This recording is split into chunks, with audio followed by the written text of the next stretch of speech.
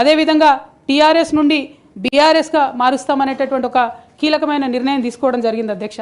ఆనాడు కూడా ఆ మీటింగ్ నేను అటెండ్ అవ్వలేదు అధ్యక్ష. నేను ఒప్పుకోలేదు, ఈ పేరు మార్పుకు ఒప్పుకోలేదు, నేషనల్ పాలిటిక్స్లోకి వెళ్ళడం కూడా నేను ఒప్పుకోలేదు అధ్యక్ష. అంటే ఒక మాట అధ్యక్ష, ఇట్లాంటి హౌస్లో చెప్పొచ్చో లేదో కానీ తెలంగాణలో ఏం పీక్ కట్టలు కట్టినామని నేషనల్కి పోయి చేస్తాం అధ్యక్ష. మనం ఎన్ని పనులు మిగిలినాయి అధ్యక్ష తెలంగాణలో చేయాల్సినవి? 2 పెద్ద రివర్స్లో, ఒక పక్క గోదావరి, ఇంకో పక్క కృష్ణ, 1,89,000 కోట్లు ఖర్చు పెట్టినాం అధ్యక్ష. కొత్తగా ఇచ్చిన ఆయకట్టు ఎంత అంటే 14 లక్షల ఎకరాలు అధ్యక్ష. 1,89,000 కోట్లు అంటే ఎంత అధ్యక్ష? 1,00,000 కోట్లు ఖర్చు పెడితే 20 లక్షల మంది పేద ప్రజలకు ఇంటికి 5 లక్షలు వేసుకున్నా 20 లక్షల మందికి పేద ప్రజలకు ఇల్లు ఇవ్వచ్చు అధ్యక్ష మనం. కానీ 1,89,000 ఖర్చు పెడితే అధ్యక్ష జరిగింది ఎవరికి, ఒరిగింది ఎవరికి అంటే ఒక వ్యక్తి 1989లో కంపెనీ పెట్టుకున్న ఆయన మన తెలంగాణ వచ్చిన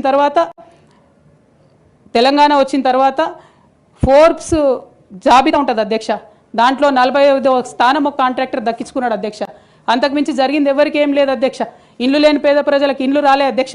కానీ ఆ కంపెనీకి మాత్రం 1,02,666 కోట్ల విలువైన ప్రాజెక్టులు ఒకటే కంపెనీకి పోయింది అధ్యక్ష.